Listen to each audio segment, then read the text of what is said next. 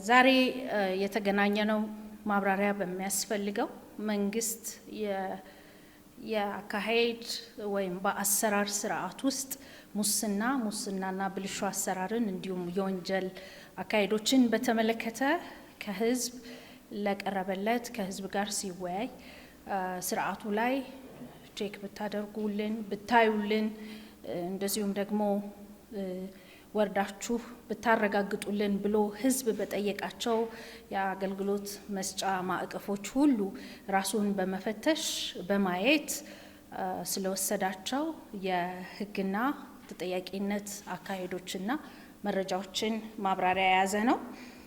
ያው እንግዲህ ያልተገባ ሀብት፣ ያልተገባ ኃይልና ያልተገባ ጥቅም ፍላጎት የመደመር መንግስት አደጋዎች ናቸው ብሎ የመደመር መንግስት ገና ከጠዋቱ ቀይ መስመር በማስመር እነዚህን ብልሹ አሰራሮች ለማከም ለመፈተሽ እለት በእለት ደግሞ በሚደረጉ ግዙፍ የኢኮኖሚ ግንባታዎችና ስራዎች ውስጥ በቀጥታና በተሳለጠ ሁኔታ ያለ እንቅፋት ለመሄድ ያስችሉኛል ያላቸውን የህግ ማዕቀፍና ነፃና ገለልተኛ የሆኑ ይህንኑ የሚያሳልጡ ተቋማት ሪፎርም በማድረግ ነው ስራውን የጀመረው። የብሔራዊ መረጃና ደህንነት፣ የፌዴራል ፖሊስና የኢፌድሪ ፍትህ ሚኒስቴር በጋራ በመቀናጀት ስልታዊ ጥናት ያደረጉበት፣ ህጋዊ ጥናትና ክትትል ያደረጉበት፣ የተሳለጠ ፍተሻ ያደረጉበትና የህግ ተጠያቂነት አግባብን ያሰፈሩበት ሂደት ነው። እነዚህ መሬት የነኩ ተከታታይ ስራዎች ኢትዮጵያ የአፍሪካ የብልጽግና ተምሳሌት ለማድረግ እየሄደች ያለችውን የብዝሃ ዘርፍ ኢኮኖሚ ግንባታ ስርዓቷን የዜጎቿን ታሪክና ህይወት የመቀየር ስርዓቷን ተግባራዊ በማድረግ ሂደት ውስጥ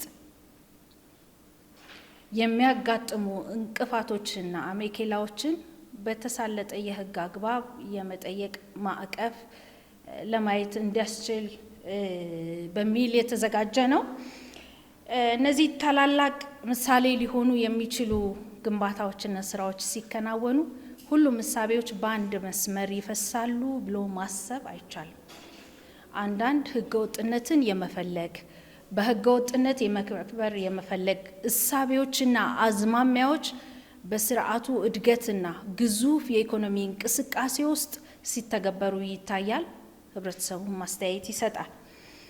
ከዚህ ተነስቶ በትልቁ የማክሮ ኢኮኖሚክ ሀገር በቀል ኢኮኖሚ ሪፎርም ማሻሻያው ላይ የተጋረጠ አደጋ ነው አንዱ።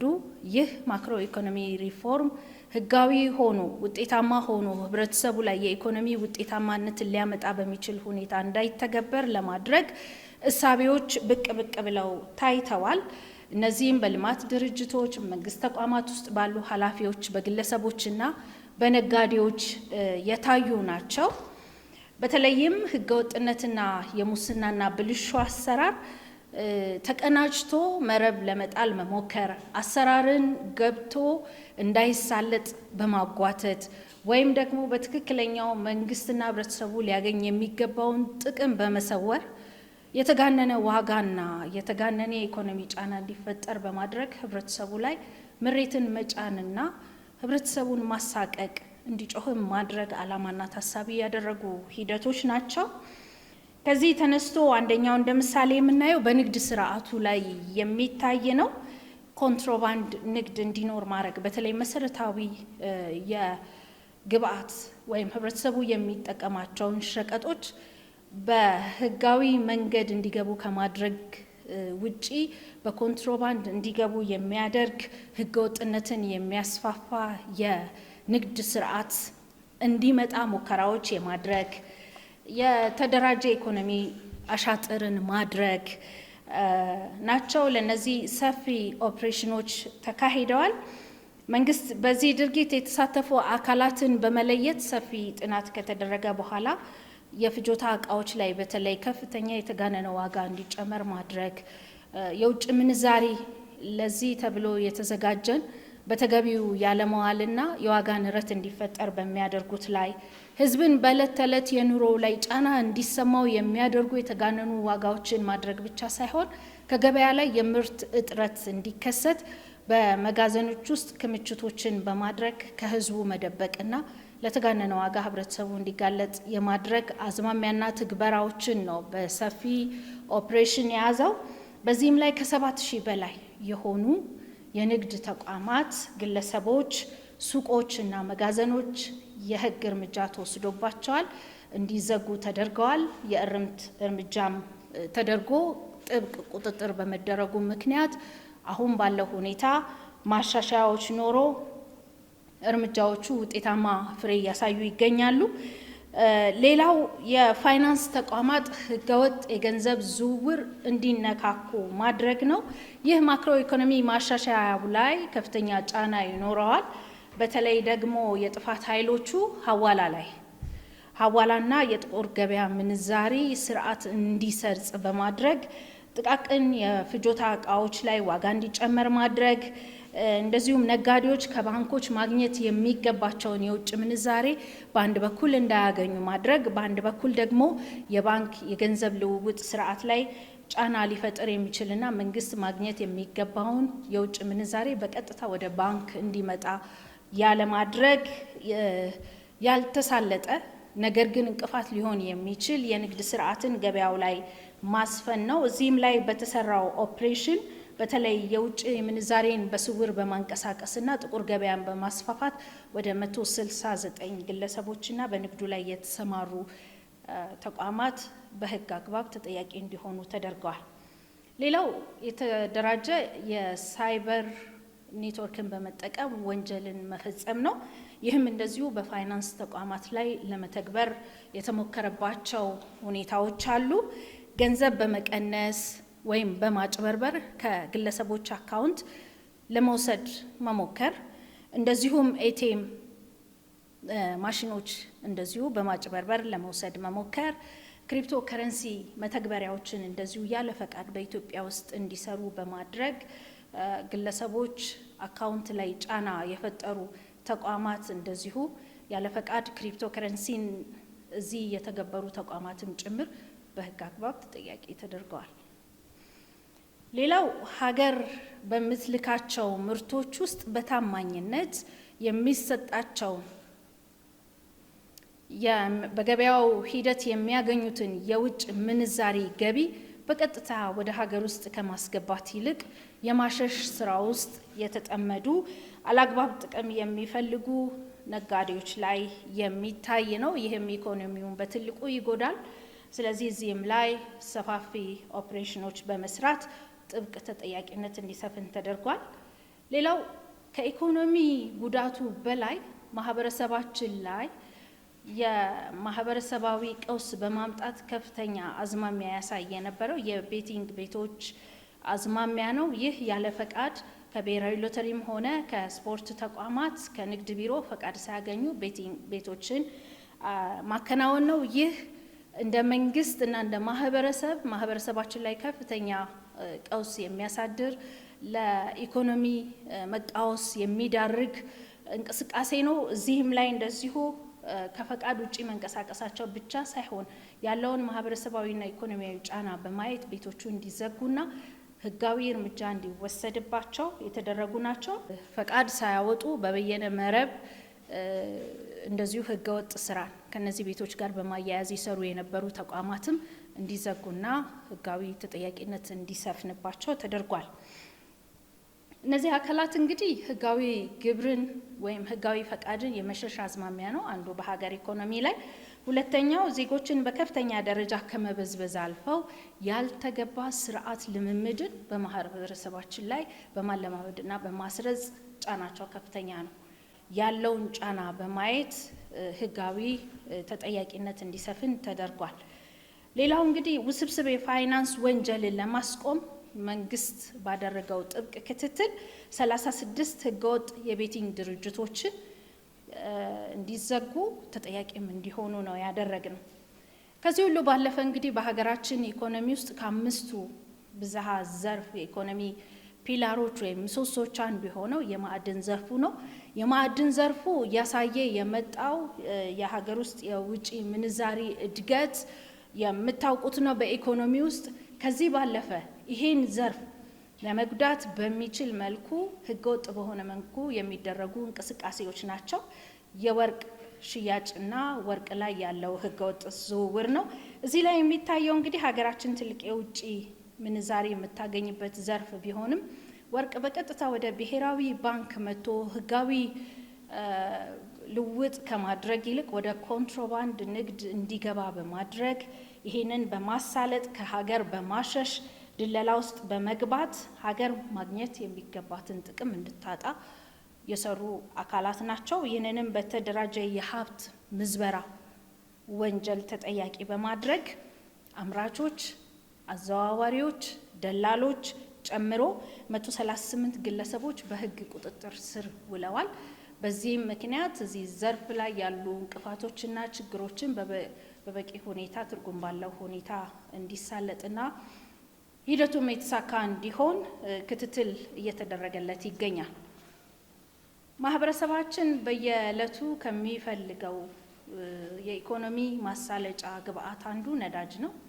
ነዳጅ ሀገራችን በግዙፍ የድጎማ በጀት ወደ ሀገራችን ታስገባለች። በትልቁ ድጎማ የሚደረግበት ምክንያት መላው ህብረተሰብ ኢኮኖሚካል ጫና እንዳይደርስበት ሊያደርግ የሚችል ድጋፍ ማድረግን ታሳቢ ያደረገ ነው። ይህም ሆኖ ግን በአቅርቦት፣ በሎጂስቲክስ ትስስር፣ በስርጭት እና በስምሪት ስብጥር በማድረግ ላልተገባ ጥቅም የማዋል አካሄዶች ታይተዋል። ነዳጅን በህገወጥ መንገድ አቋርጦ ከሀገር ውጪ እንዲወጣ የማሸሽ፣ ከነዳጅ ማከማቻ መጋዘኖች ውስጥ ነዳጅ እንዳይኖር በማድረግ ወይም ወደ ሌላ በማዟዟር ህብረተሰቡ ላይ እጥረት እንዲፈጠር ማድረግ፣ ከዛም ገበያ ላይ ከፍተኛ የሆነ ጭማሪ እንዲያሳይ ጫናና ቀውሱ ወደ ህብረተሰብ ምሬት እንዲሄድ የማድረግ የነዳጅ ስርጭት ኮታን እንደዚሁ ለግል ጥቅም ማዋል እየታዩ ብልሹ አሰራሮች ነበሩ። በዚህ የተደራጀ የጥቅም ትስስር ውስጥ የተሳተፉ የመንግስት አካላት፣ ነጋዴዎች፣ እንደዚሁም የሎጂስቲክስ ስራ ውስጥ የተሰማሩ ግለሰቦችና ነጋዴዎች በህግ ቁጥጥር ስር እንዲውሉ ተደርጓል። ከሙስና ጸድቶ ግልጽነት ባለው መንገድ ይህ ስርዓት ባለው መንገድ ይህ የነዳጅ አቅርቦት እንዲመራ ጥብቅ መመሪያና የህግ አሰራር ወጥቶለታል። ሌላው የአፈር ማዳበሪያ ግዢ ላይ የታየው ብልሹ አሰራር ነው። ይሄ እንግዲህ ሀገራችን የግብርና ምርትና ምርታማነትን ለማሳደግ አንዱ የኢኮኖሚ ዘርፋችን ነው። አርሶ አደሩ ይህንን ግብአት በሰፊው ይጠብቃል። በሰፊው ከመጠበቁ ባለፈ በሰዓቱ እንዲደርሰው ይገባል። ይህንን በታማኝነትና በስርዓት ከመስራት አኳያ እጥረቶች መፍጠር ብቻ ሳይሆን አርሶ አደሩ በሰዓቱና በጊዜው እንዳያገኝ የማድረግ ሂደቶች፣ እንዲሁም ሙስናና ሻጥር በተሞላበት መንገድ በተጋነነ ግዢ እንዲፈጸም ማድረግ፣ ግዢው እንዲጓተት የማድረግ ሂደቶች ተፈጥረው ይህንንም አርሶ አደሩ ላይ ያለውን ጫና በጽኑ በማየት የህግ ማዕቀፉ በወቅቱ ክትትል በማድረግ እዚህ ላይ ጫና የፈጠሩ አላግባብ የሆነ ጥቅም ለማግኘት የሄዱና ይሄን ያስፈጸሙ አርሶ አደሩን ከመበደል አልፈው ሀገር ኢኮኖሚ ላይ ጫና ያሳረፉ አካላት ችግሩን በጥልቀት በመመርመር ጥናት በማድረግ የህግ ተጠያቂነት ደርሷል። ከፍተኛ አመራሮች ተጠያቂ ሆነዋል። ደላሎችና በጥፋት ውስጥ ተሳታፊ የሆኑ ግለሰቦችም እንደዚሁ በህግ አግባብ ተጠይቀዋል።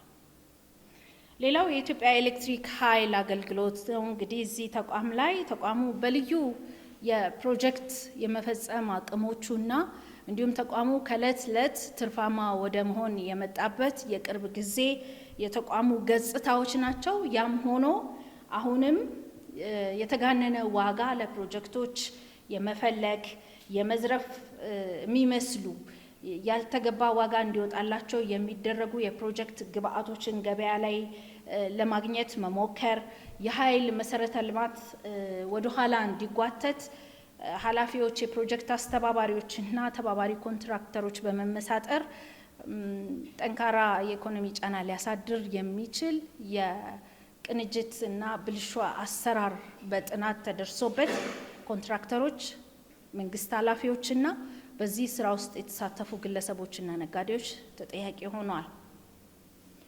ሌላው ቅርብ ጊዜ ክትትልና ድጋፍ በማድረግ እንዲሁም ምርመራ በማድረግ ዜጎቻችን ላይ ጫና በማሳደሩ ምክንያት መንግስት ክትትልና ጥናት አድርጎ እርምጃ እየወሰደ እያጠናበት ያለው የህገወጥ ሰዎች ዝውውር ነው።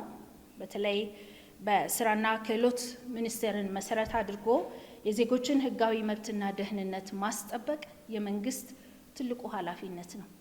ዜጋ ተኮር ዲፕሎማሲ እንደዚሁም ዜጎቻችን በሚሰማሩበት ሀገርና ስፍራ ሁሉ የዜግነት ክብራቸው ተጠብቆ በህጋዊ መንገድ ህጋዊ ማዕቀፍ ውስጥ ገብተው እንዲሰሩ የመንግስት ጽኑ ፍላጎት ነው።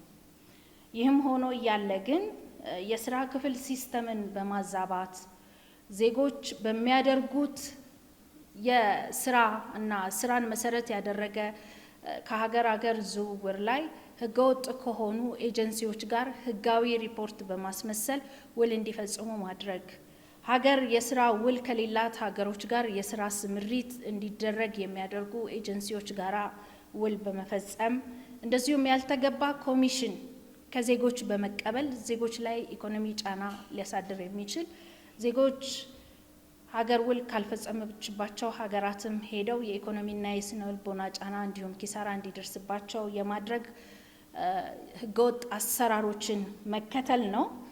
ይህ በዜጎችን በማታለል በህገወጥ መንገድ ዝውውር በመፈጸም ወደ ውጪ የሚልኩ የውጭ ሀገር የስራ ስምሪትን የሚያመቻቹ ይህን ሽፋን በማድረግ ዜጎች ላይ ሰብአዊና ኢኮኖሚያዊ ጫናዎች እንዲደርስባቸው እድልን የፈጠሩ ብልሹ አሰራሮችን በሙሉ ጥናት በማድረግ እርምጃዎች ተወስደዋል።